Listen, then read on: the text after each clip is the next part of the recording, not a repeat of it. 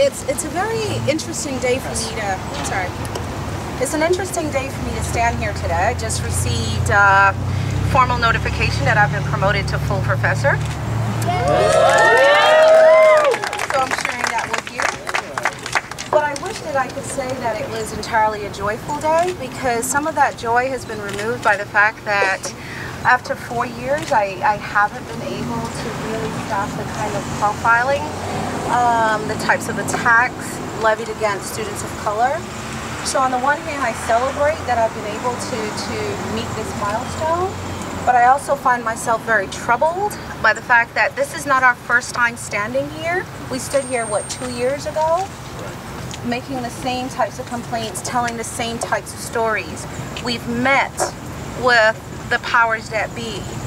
We have written, we have talked, and it happens. It happens to me, it happens to students. And what's particularly harmful is that some try to discredit our experiences with claims such as, it must be how they're dressed. And I always want to say, I've survived 18 years as a black female academic. I think I know how to dress. Some argue it must be what I'm driving.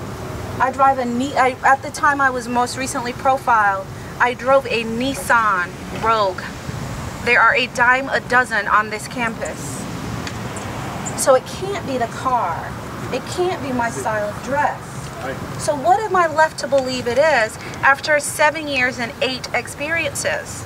It's the one thing I have no control over, and that's the color of my skin.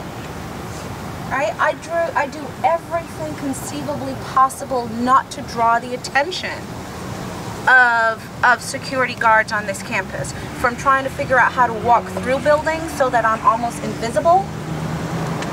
I do everything in my power to not draw attention to myself. When it's time to select what buildings we're teaching in, I try to get a building that is as close as possible to my office so that I cannot have to walk through campus for long periods of time. I shouldn't have to do this, but more importantly, our students shouldn't have to do this. We are here to encourage them to reach their full potential. But each time one of us is profiled, it has an impact on all of us, because it renders us basically unsafe.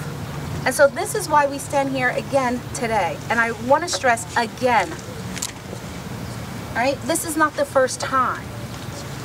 And so sometimes people ask me, why, Julia? Because it's hard, it's painful and harmful for me to stand here and tell my stories.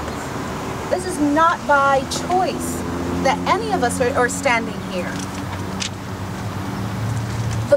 The response I give to the question as to why is why not?